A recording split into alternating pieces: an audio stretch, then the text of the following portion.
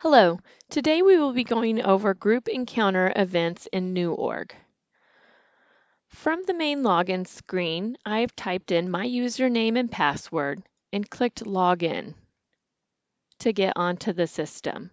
Once you click Login, you may notice that sometimes it takes a little bit for the system to allow you to get on. Once on, you're brought to the Home tab. I am going to click over to the Contacts tab to begin our event. For group encounters, we do recommend that you use your agency contact as the primary event contact. If you do not have an agency contact, feel free to contact me and I will help you get one set up. For my contact, I am assigned to the demonstration agency. So if I type in demo and click find, I find a few records here, but the one that I'll be using is the one under the agency group or demo. I'm going to click on to my contact record, and this is just a simple contact view of your agency that will allow you to enter group encounter events without having a family as the primary contact, rather just subcontacts. To begin the event, I'll click on our event dropdown, choose group encounter, and new event. You see that my browser has opened a new event, and I might put a description in the description box. And let's do library times. Here I see that the contact is my agency and the event type is group encounter. If those two don't match, you are able to change either. Let's say that this event did take place a few days ago. We'll adjust our dates and the times on this event will come in handy. The description field is for general notes. If the event has occurred already, you will hit complete and close, leave access to public. For division, home visiting, prevention initiative, program location. Now this is an agency specific dropdown, so yours may look different than mine. And if you do not have anything under program location, please contact me and we will get those fields set up for your agency. The same goes for activity. Both of those are agency specific fields and can be built specifically for your agency. After you filled in all of the initial drop-downs, once you hit save, the event is created and further fields are now open. So you can see now our edit button is here and our more staff button is here. This allows us to add additional staff members and those families who attended the event. If you scroll down, you can also see that our form for the group encounter is now able to be created. Let's add a couple of families to this event. To add a family, you would click Edit, which will take you to the Contacts tab within the event, similar to other events that you've added additional members to. For this one, you'll just begin to type in those families that were there. I'm going to say the Weber family came, so I've chose to type in their last name and click Find, which will bring up anyone from the Weber family or anyone in my agency that has the last name Weber. I'm going to say Melissa, Olivia, and Owen were there. I've checked marked them all and hit Save Check. And that will now move them onto the event and I can continue to add people. The Clark family was also at the event, so I've typed in Clark, and let's say just Tommy and Misty came. So I've checked box both of them and hit Save Checked. Notice when Misty and Tommy move over, we see that the Weber family disappeared. That doesn't mean that the family is off of the event. If you were to hit Update, you will see the full list at the event. The last family that was at my group encounter is the Craft family, and there are quite a few crafts. So let's just say Alex was there, and notice that time I hit Add, and it added Alex. If also Michael was there, I could choose to just add them singly or as a group. And last but not least, let's say Nicole is there. Now that I have all of the members who attended the group encounter, I'm able to click back over to my event details and continue on. So let's do that. Once I click on the event details, I see the people icon right here that indicates to me or shows me that there are additional contacts on this event. If you have additional staff that were also at the event, you can add them by clicking More Staff and then typing in who may have been there. I believe, let's say Karen Dennis was there. And if I begin to type in, let's do Courtney. As you begin to type in, you can see each of your coworkers will come up and you can add them or take them off by hitting the X. Once you have all your additional staff added, you will hit save, and this holds the staff members onto this event. Typically, you have one primary staff member, and that is the person that is entering the event, and then you will add additional. Not sure why that says cancel by client, so we'll just change that to complete.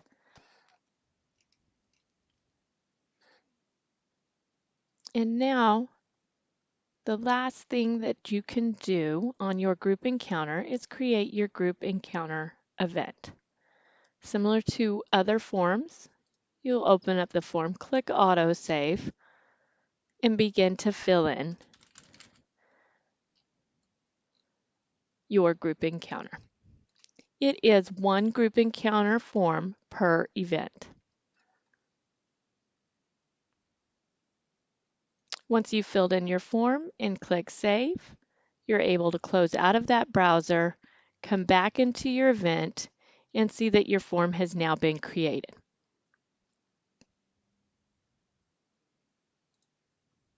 I'm going to hit Save and Close.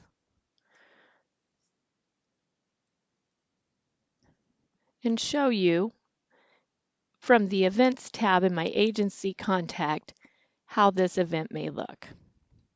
And so here you can see the event that we just entered on 2/25 called Group Encounter. We can see the initials of all of the staff members who are included at that event. Okay, once you have created a group encounter, there is a shortcut to creating the next group encounter. Let's use library times as our example. Let's say that we have a library times once a month. So instead of creating the group encounter from scratch, what you may choose to do is go into a past event like this one. If you scroll down to the bottom and click Copy Contacts and Copy Event, and then Save and New, you are essentially copying that event, and all you need to do now is adjust the dates in any of the attendance. So for this event, we will say this happened 1 month later on March 25th. We can adjust our attendance by saying maybe someone additional has joined us or someone maybe wasn't there, but the attendance list was basically the same and we didn't want to add all those people. So let's say in addition to these members, somebody from the Dennis family joined us. So let's add Karen and Bobby to this event. And then let's say that Olivia was sick that day, and so we're going to delete Olivia Weber. Now we have adjusted our attendance. We can click Update and go back into the event details to continue on for this event. If there are any additional staff that you would like to change, say Courtney was not with us, so I can click on Courtney's checkbox there, mark delete, and that will remove Courtney from this event. If the times or any other information you would like to edit, this is when you would do so. Program location, community center, and then you can choose to create your group encounter form for this event. And I will click Save to hold my new event in place, and now I have created 2 group encounters. The last thing, if I were to refresh, I will show you guys how the group encounter that I just copied now shows up in my event display for my agency contact with those adjustments made. You can see Courtney's initials are no longer on there. The last thing I wanted to show you around group encounters was I just wanted to run a few of the group encounter reports that are available. To run a report, you will go to the Reports tab, click the plus sign next to Clients. We have 2 group encounter reports down here, and then also the Family Events Agency report can be run. To get an attendance list for your group encounters, click on Group Encounter Attendance List. Once you click on this report, the report criteria box will pull up. And let's say I will do just group encounters that I've entered, and I'm going to give it, for our purposes, an event date range, and then click Find.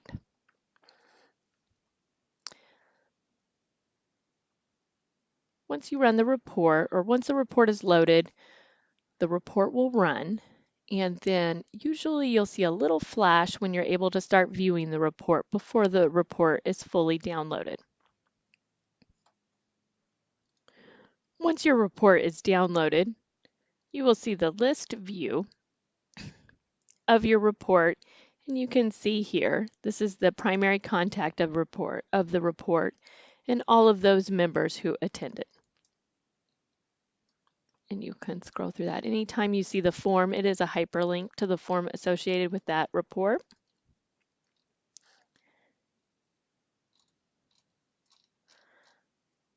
That's a good group encounter report. The other one that I like to use is the Family Events Agency report. I may choose to click on this report. This is a very general events report. The reason that I like it is because you can view any event that you are wanting to and specifically look at those events. So for our purposes, I'm going to hit Group Encounter, and for the sake of time, I'm going to give an event date filter and choose Find. So now I've told the system to show me any group encounters that have been entered for families within a certain date range. Once the report runs, you can view the report in List View and see Demonstration and each line of a report. I can tell these are different events from the event number and little snippets of that.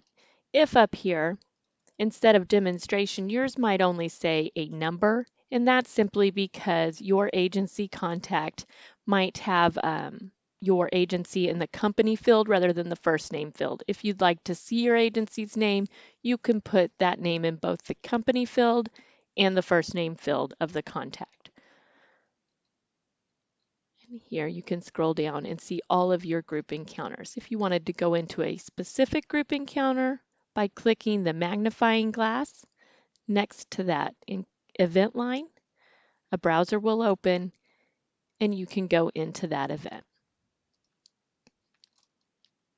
I do like to show the summary view of this report. I think it's a very good view to show you how many events you have done, and it even shows the primary contacts and how many events they are associated with, and then further breaks them down.